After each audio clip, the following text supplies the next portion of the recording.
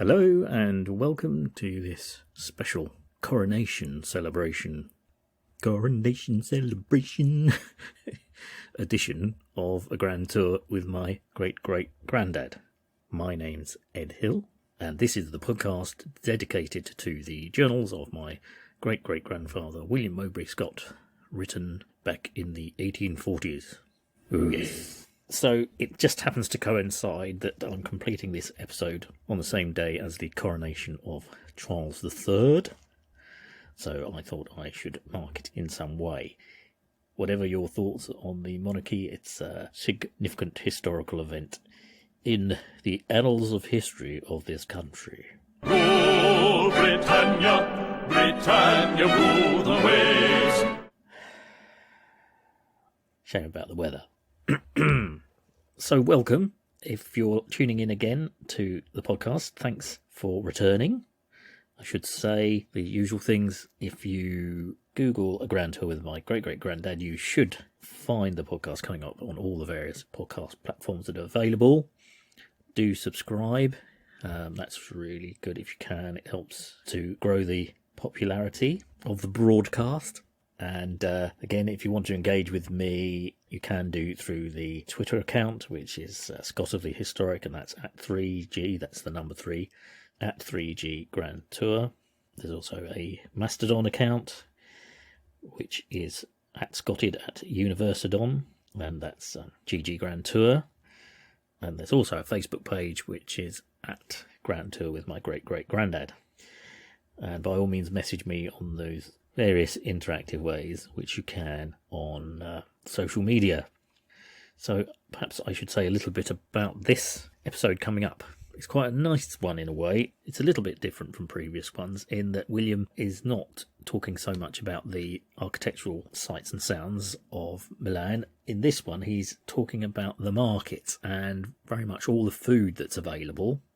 And he also talks a little bit about the various dishes that he encounters as well that are commonplace in Milan at the time. So it's very much a much more everyday account of things going on in Milan at the time.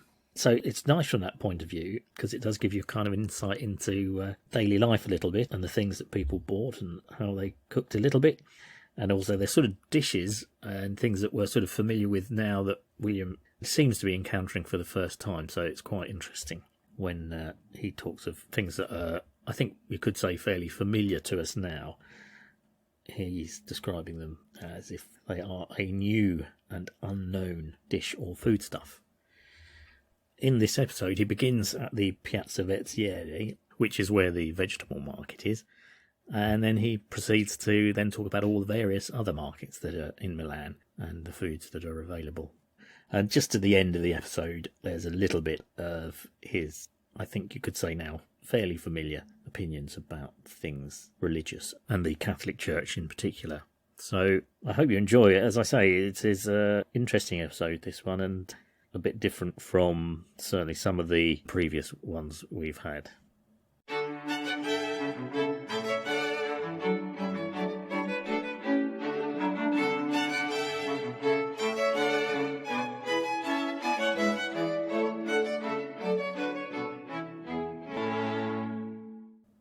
Leaving the Piazza Fontana, we will proceed to that of the Piazza Vezziere, or the vegetable market, a place that must be seen not once, but through the different seasons of the year, to notice the various productions of nature that are here offered for sale in the greatest abundance.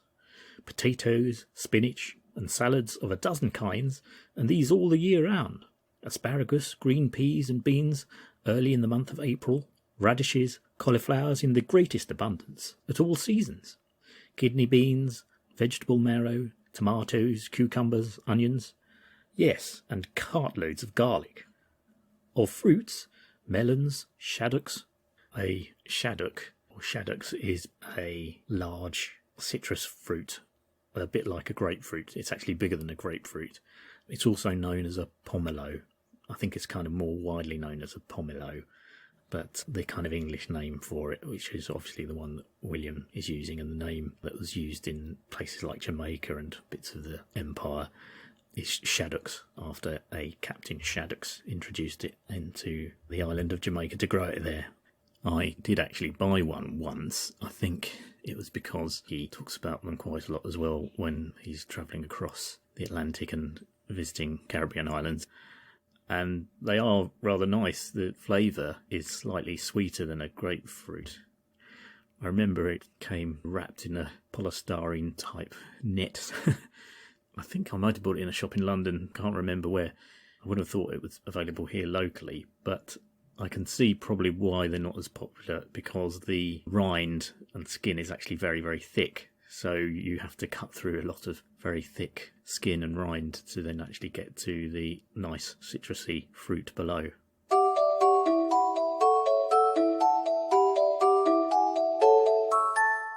Pumpkins, cherries, apricot, peaches, green figs, almonds in immense profusion, apples, pears, chestnuts, filberts, hazelnuts, and walnuts, and then the purple grapes in all their glowing luxuriance, lemons in abundance, oranges but few, and them from Naples and Portugal, red and white currants, a few, but gooseberries I never saw one in the whole country. Plums are not plentiful, and what they have is of a very inferior kind. Neither have I seen any rhubarb, the vegetable so much used in England and France. Of herbs there are parsley, sage, thyme, mint, tansy. Tansy, it's basically a medicinal herb. It's actually very common. You've probably seen the plant growing around. It's kind of got a yellow flower. They describe it as a button flower and fern-like leaves. For centuries it's been used for things like expelling worms from the body, arthritis. Also it was used at one time in heavy doses to induce abortions. So it has quite strong chemical elements that actually make it somewhat toxic as well. So it contains a thing called thujone, which can bring on convulsions. The other thing that it was used a lot for was as an insect repellent. People would put it on their windowsills to keep the flies away, and apparently about the time of the American War of Independence it was used as a preservative for meat. It would be rubbed with tansy to keep the flies off and keep the meat in better condition for longer. They've even planted it near potatoes to keep away Colorado beetles. But in terms of eating it, it was used as a flavouring for puddings and omelettes, and in Yorkshire they used to put it in biscuits to serve at funerals, interestingly enough. So it kind of has, I don't know, it seems to have a sort of ring of death about it, really. It seems to be a very much a two-edged sword when using tansy in your cooking. I think it has been described as adding a fruity combined with pepperminty flavour to food, but these days I don't think we'd use it much.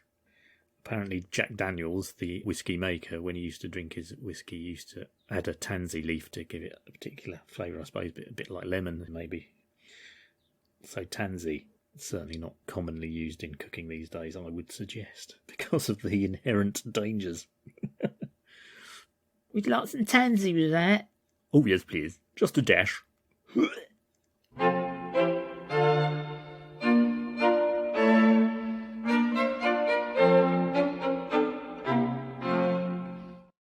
Tansy and others, but during the season the number of apricots, melons, peaches and grapes brought into Milan and sold in the markets and the streets is really astonishing, and such also is the lowness of the price, that they are within the reach of everyone.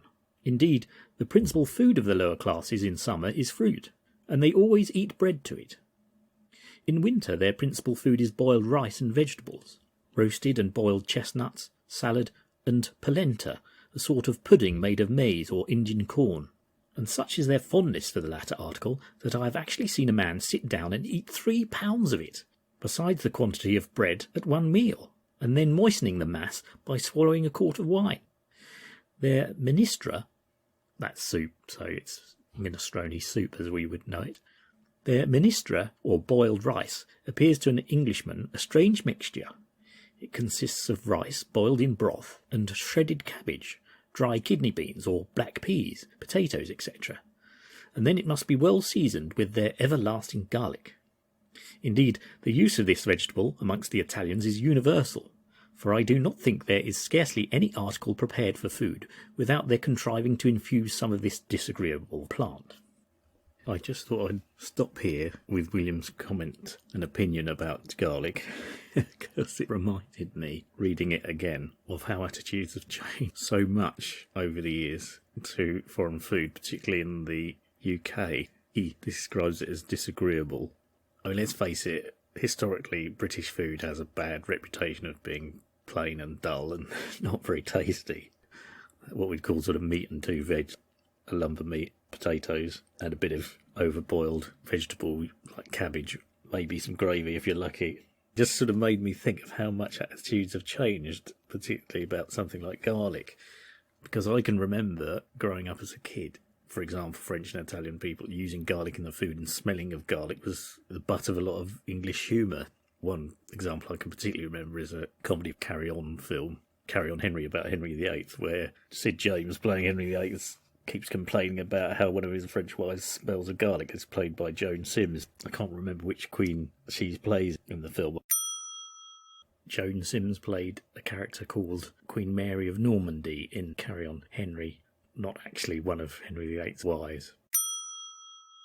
There's literally scenes where, she whiffs of garlic because that's all she ever eats all day. And there was this sort of general attitude to food and things being spicy and a bit tasty and not really being what English people eat or would enjoy. Just reading a little bit about it, I think this is quite a valid theory on it, in that apparently in Victorian times, in William's time, the use of garlic and spices in British food or English food was sort of growing, and there was a bit of a French influence of food becoming tastier. But then, of course, 2 world wars happened, and particularly in the Second World War, when rationing happened. I think rationing happened in the First World War as well. But certainly in the Second World War, obviously that massively reduced the amount of ingredients and stuff that was available. So it's been suggested that the British palate just got used to very plain food during the time of rationing, which went on post-war. So it didn't actually end until about 1953, I think. So well after, the war ended in 1945. And we were still, in this country, restricted to a great degree in terms of sort of amounts and types of food we could get hold of. So there's been this suggestion that may be why attitudes to so-called foreign muck that prevailed, certainly when I was growing up in the 70s, still existed.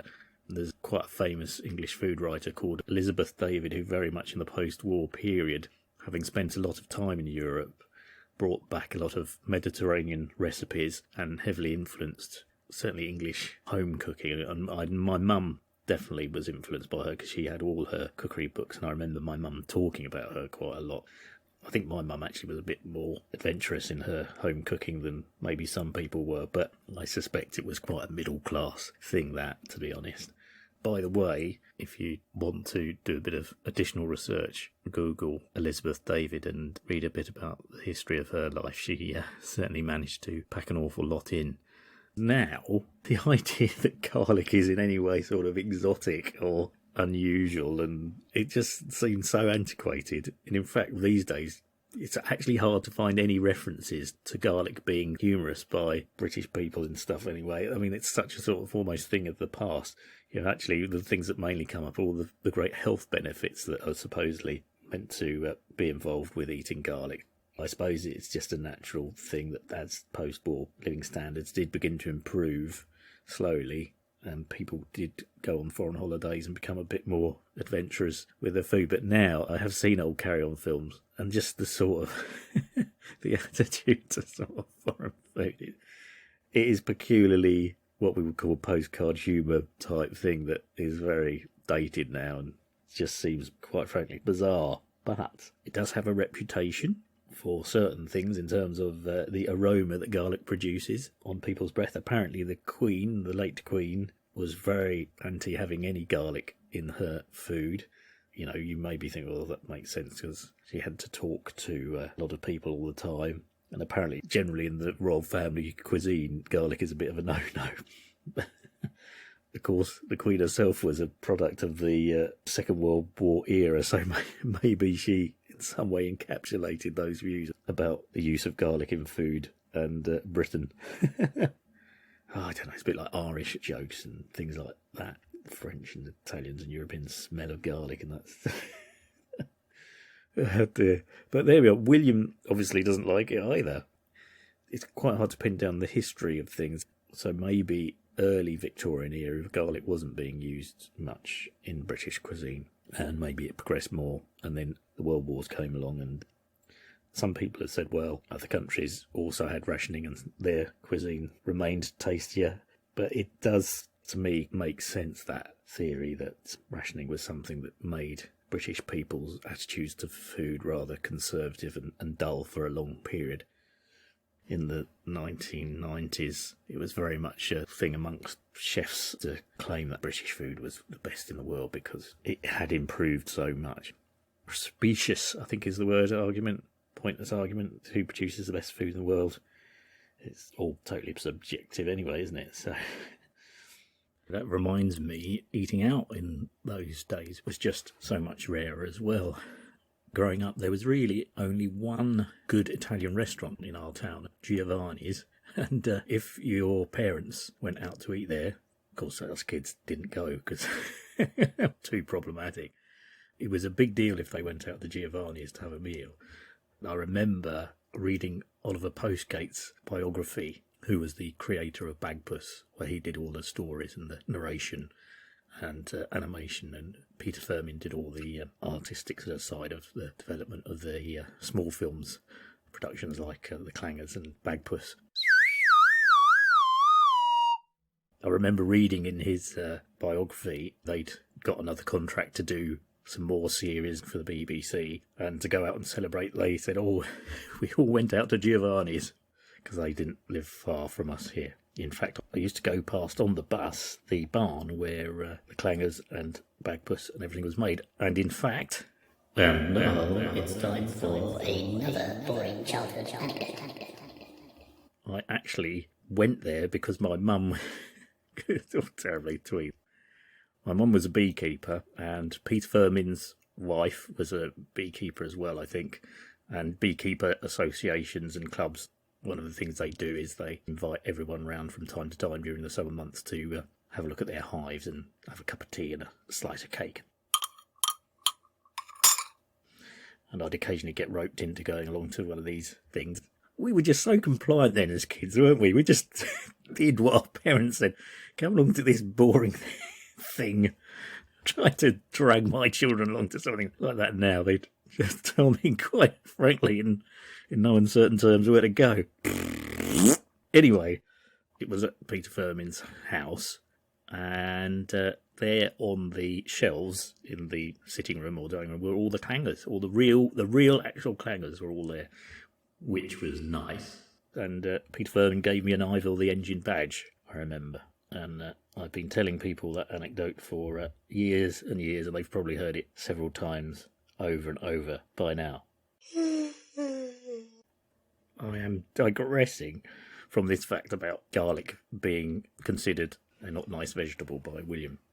When I was a child, my favourite food to consume was plain white bread, heavily buttered with nice salted butter and strawberry milk, which wasn't even a good milkshake. It was just milk, thin watery milk, flavoured and coloured to have a sort of strawberry flavour, and I would consume gallons and tons of that. A bit like the gentleman eating the 3 pounds of polenta that William mentions. All I used to eat was white bread, butter and strawberry milk. 3 meals a day, 7 days a week, 12 months of the year. It never did me any harm. Apart from my brain and my legs not working.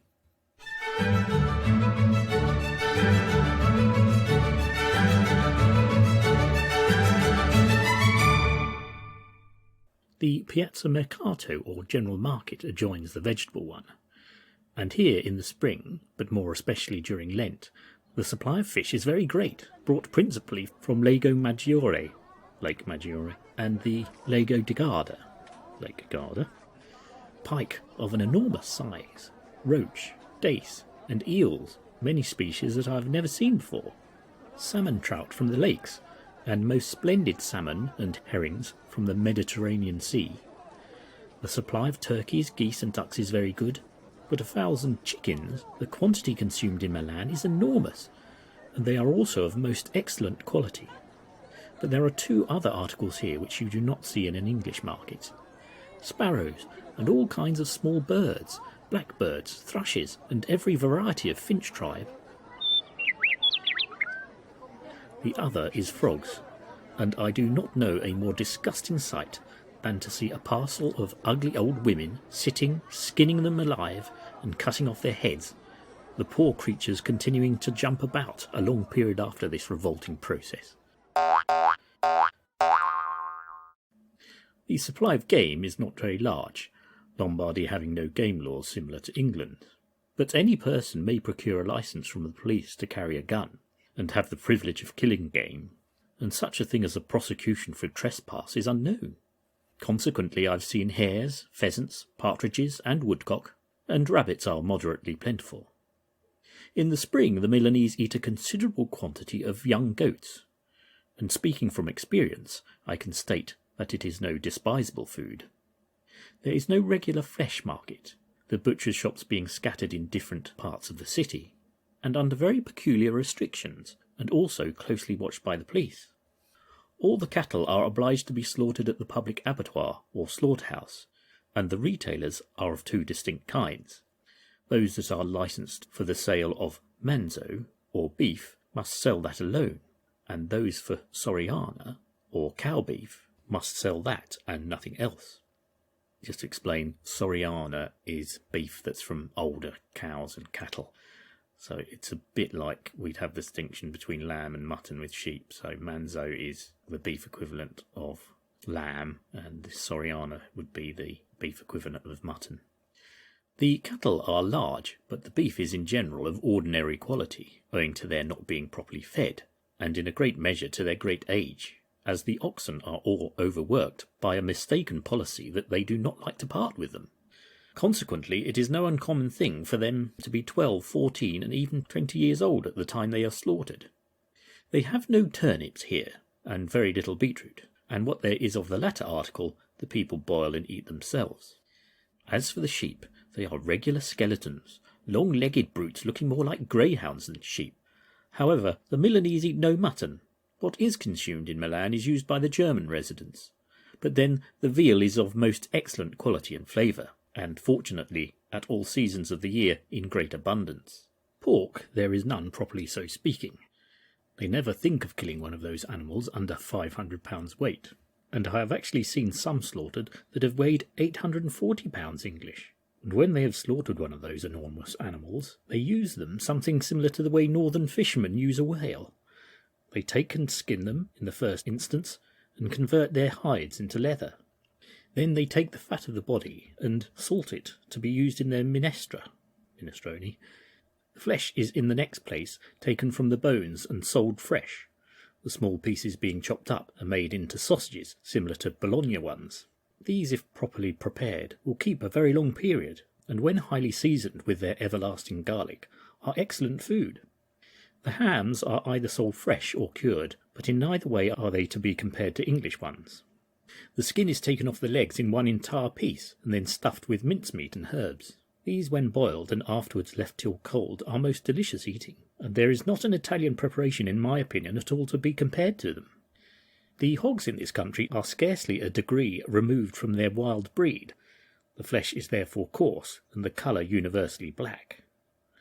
Besides those markets I have mentioned here, there are 4 others, one for the sale of livestock outside the Porta Comacina, one outside the Porta Ticinese for livestock, poultry, fish and vegetables, etc., another in the Borga de Porta Comacina for poultry, fish, fruit and vegetables, and lastly a similar one in the Borgetta de Porta Tenaglia. The corn market is held in the square of the municipal palace, situated at a short distance from the Piazza Mercanti. The supply of grain is abundant, and the wheats of the most excellent quality, and the bread is much cheaper here than in England. Indeed, during my residence there, any baker's bill averaged 8 shillings and 8 pence per calendar month, for a family of 6 persons, and also having a great number of visitors.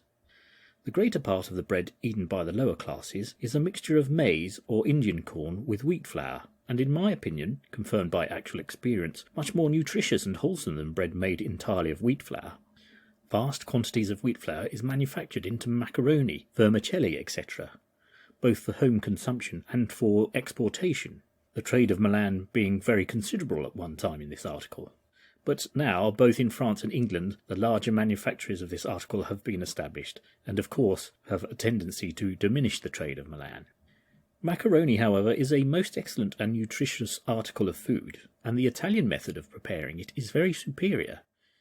They first take and boil it in water, then stew it in a shallow vessel with a veal gravy, pour it out onto a dish, and sprinkle grated cheese over it.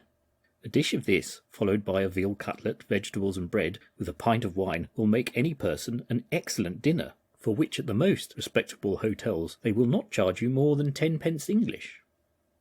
I just thought I'd stop here for a moment to ponder a little bit about macaroni, because he describes this dish of it being covered with a gravy and then a cutlet of veal and vegetables afterwards as well on top of it. Certainly meals were extensive in that time, followed by lashings of wine. But it did make me think when he was talking about how it was a Milanese export and then it had reduced a lot because basically he's saying because factories in France and in the UK start producing it as well. Firstly, I think it's just interesting to say that he uses the term macaroni, and I think he's very much referring to what we would call dried pasta now. If you go back into the history of pasta, its origins can go back to China, where noodles and flour and water, and that was prepared in a certain way to produce a kind of noodle. Its origins in many culinary cuisines around the world could be dated back to very early times, I think 2000 years BC. But briefly, pasta as we know it today in the Italian sense seems to have come from a kind of Arab influence, firstly in Sicily and then spread to the rest of Italy. So in the 1100s there's a reference to pasta being eaten in Sicily, and then its popularity grows around the rest of Italy. The important thing about macaroni or dried pasta, of course, is that it could be stored easily. So that's what made it such a universally useful food, particularly linked to the durum wheat that pasta's made from. It can be stored in this way for a long time. Of course, you get a lot of interchangeable terms, when you use the word spaghetti or pasta or macaroni, they're all interchangeable. Apparently the actual first recorded use of spaghetti, the word spaghetti, is 1874, so it's well after William's time here. So he's talking about macaroni, and apparently also we tend to associate pasta with tomato sauces these days. But again, that reference to a recipe that uses tomatoes and pastas together, it actually dates back to about William's time, about 1837 or something. So this style of eating it that William's describing here is quite interesting because there's no tomatoes, it's just this gravy and then the cheese on top. If there are any food historians here, you can see a reference to how it was being eaten in Milan in 1840. The process of making pasta does get industrialised throughout the 19th century, and now it's a totally global foodstuff, and it's produced in virtually every country, actually. In total, dating back to 2021, the world export trade in pasta amounts to $12.4 billion US. So it's pretty ubiquitous. Not surprisingly, Italy is the biggest exporter of it. Other countries make a lot as well as the US, but other countries you don't think necessarily would be high on the list of pasta producers, like Russia, Saudi Arabia, all sorts. In fact, the UK now, we are 29th on the list of pasta exporting countries. France is 14, so it's obviously not a big trade for us these days. It's about $67 million US is our UK trade in pasta. I can only find one company I'm sure there are others, but I can only find one company that's called the Pasta Food Company that dates back to 1956 that's still going and still makes pasta in the UK. But I'm sure there are others, but they're probably foreign owned. I think the biggest is a company called Barilla. It's an Italian company. I mean, they've got operations globally in America and everything, making pasta, and Buitoni is another one. These are huge Italian food conglomerates that make it. Going back to the stuff I was saying earlier about British attitudes to food being rather conservative, although I was not around at the time, but I have seen this hoax and it is very well done. It's a hoax that the Panorama programme did on the BBC way back in 1957, where they did this whole report about the pasta harvest happening in this southern canton of Switzerland, Ticino. where the spaghetti harvest was being brought in by the locals, and they mocked up all these trees where they just basically draped spaghetti, cooked spaghetti over the branches of the trees, and these people, picking it off the tree and putting it in baskets. And of course, in 1957, a lot of the UK audience just thought that must be how spaghetti was made, and that's where it came from, and it fooled an awful lot of people. It is considered as one of the best ever April Fool's jokes done on the poor, unsuspecting British public. Apparently they had a lot of phone calls, people phoning up asking where they could get their spaghetti trees from so they could plant them in their garden. It is very well done. I think it was helped by the fact that it's narrated by Richard Dimbleby. His sonorous tones and very respectable tones lend credence to anything, so he narrated the hoax, and it's probably on YouTube. I'm sure you could find it. I haven't actually looked it up, but at the time it was very well done, and an awful lot of the British public were taken in by this thing about the spaghetti harvest. The idea of the April Fool joke was from one of the Panorama cameramen at the time, who remembered back when he was at school, one of the schoolmasters had said to the class, "You're all so stupid you'd believe that spaghetti grows on trees." Some of it apparently was shot at a factory in St Albans where they made spaghetti, and some of it was, obviously, they went to this canton in Switzerland to mock up the spaghetti growing on the trees. Going back to Elizabeth David, around that time, to get olive oil in this country, you went along to the chemist, and it wasn't being used for cooking, it was being used to put in your ear to loosen your earwax. So you got a tiny little bottle of it. That's how insular British cooking had become. I just thought, William eating this dish of macaroni, although he does use the word vermicelli as well, just triggered my interest. Obviously, he hadn't encountered it much before, to make a note of describing how it was served in Milan. And as I say, the word macaroni seems to be the one that was used earlier and very much related to the dried pasta that we know today rather than fresh pasta. And he mentions that they boil it first, which obviously suggests it was the dried pasta that he was eating.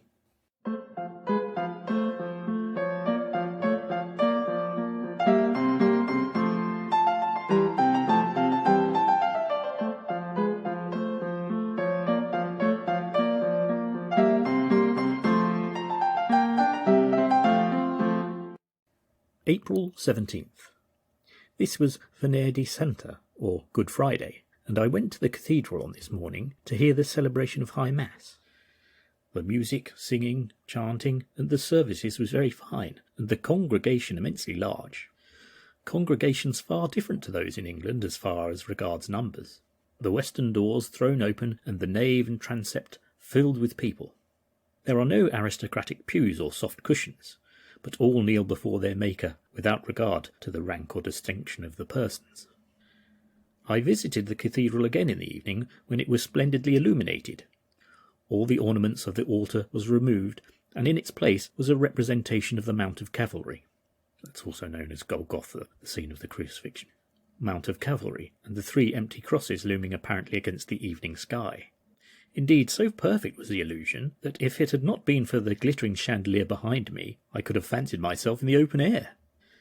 After this, I went to the church of Santa Ulderico in the Corso di Porta Romana, where a vast number of people were assembled, and here was hung up in various parts of the church large transparent paintings, similar to the scenes in a theatre, representing the different passages of the death of Christ. And I must confess that as much as I had heard or read, I was not prepared for the exhibitions like this in a Roman Catholic church. These things savour, when he uses the word here, savour, he means it in the sense of kind of our reminiscent or our suggestive of. These things savour too much of the theatre, and the people flock to see them with as much levity as they would visit the place I speak of. But experience has taught me that everything in their public worship is more for show and effect than it is for the feeling of the mind. There is none of that fervent piety which is so forcibly expressed in the prayers and the litany of the Anglican Church, or the soul-stirring enthusiasm which is heard in the Scottish Church, or the dissenting chapels of our own land. In the Catholic churches it is all bowing and crossing, reading this prayer in one place and that in another, opening a book with as much care and ceremony as if they thought its contents were gunpowder and would explode in their faces.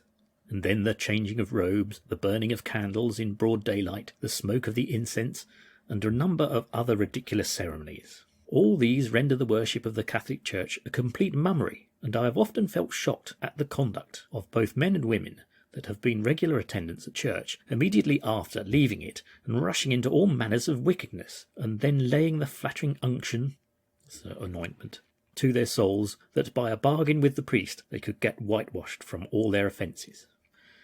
I am aware that there are many men in the Catholic Church that are famed for their learning, piety, and liberality of opinion, who are perfectly satisfied that the major part of the ceremonies in the public worship of their church are neither warranted by Scripture nor suited to the spirit of the times.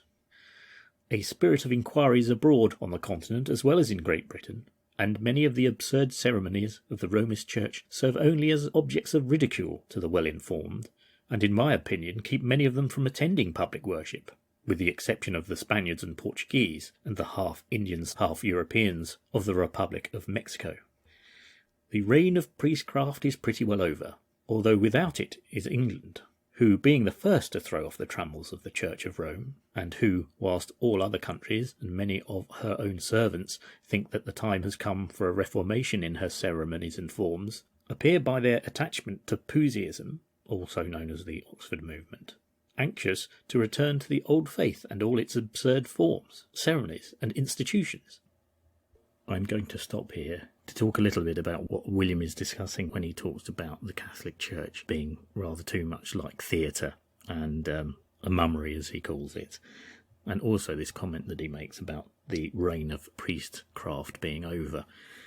That it perhaps is reflecting, and I'm only speculating here myself, because obviously I don't actually know what William was subconsciously thinking, but I wonder if, as a man of science and engineering and the things of this earth, if you like, the empirical things in front of him, perhaps in his own mind is beginning to have the stirrings of secularism, the idea or development when the church plays less of an important role in people's lives.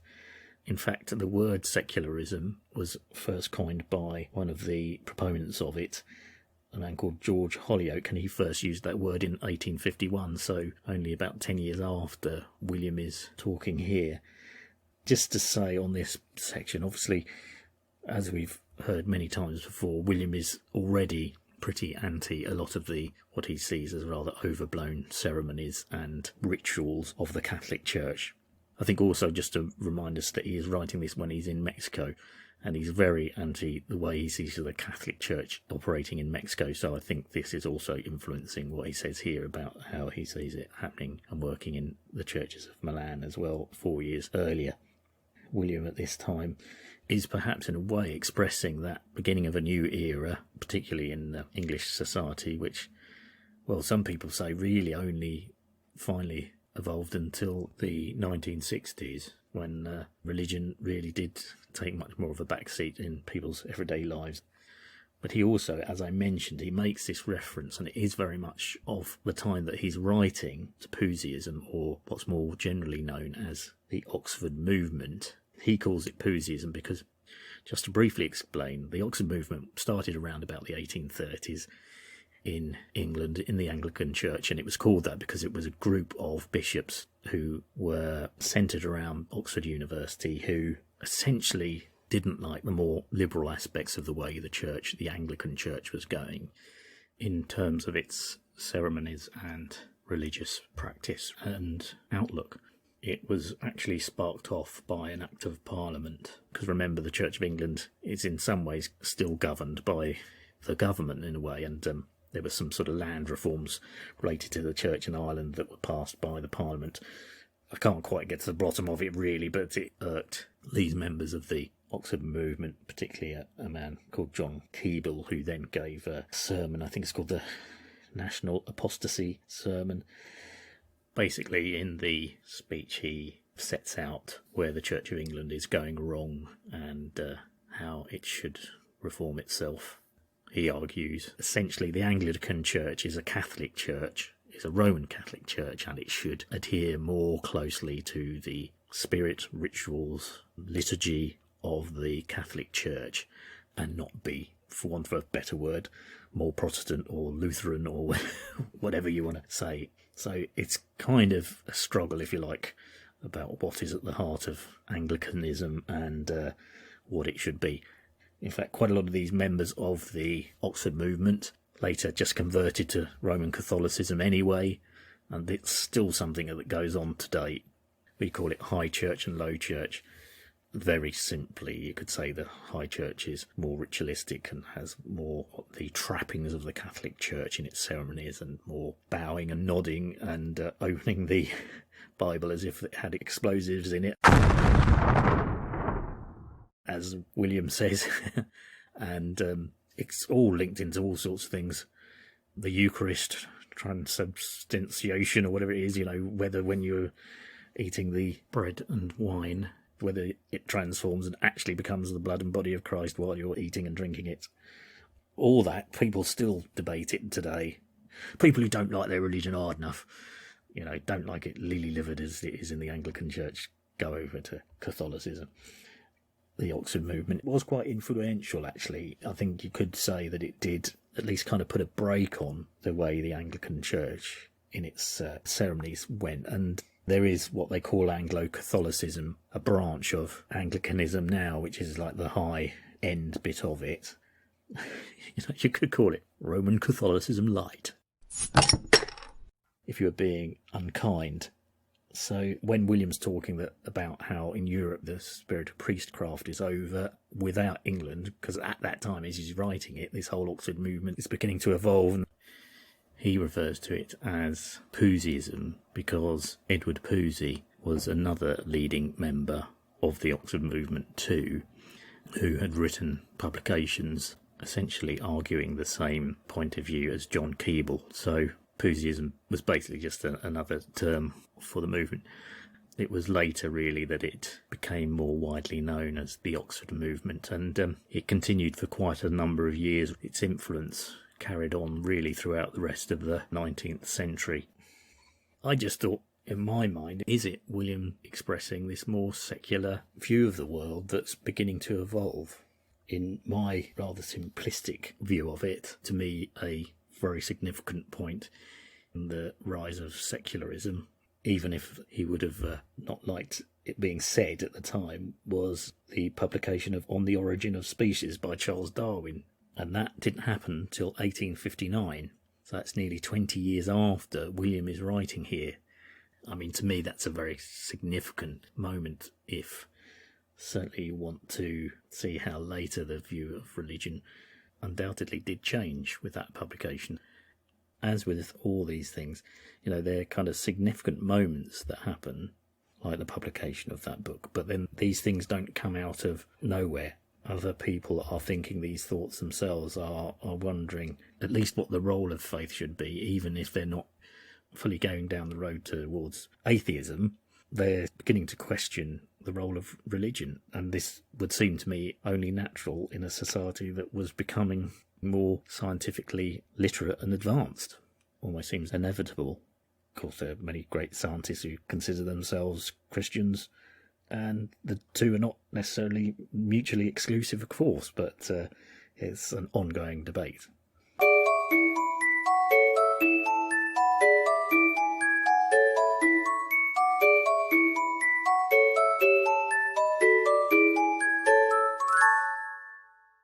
Okay, so I'm going to stop here. It seems a good point to finish, as William's finished talking about the markets, and now he's going on about Catholicism and religion, etc., which is, as I mentioned, not unusual.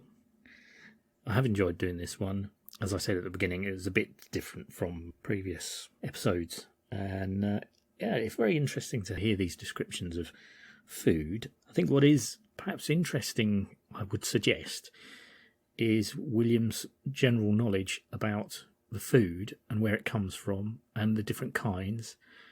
We often say these days we're a bit disconnected from our food and its origins, and we're very used to our food being highly packaged, and I think I heard an alarming statistic about what they call ultra high processed food, which is not very good really for humankind and has sort of led to much of the obesity problems that we suffer today in society. And virtually every food that you eat is in some way these days what would be described as ultra processed.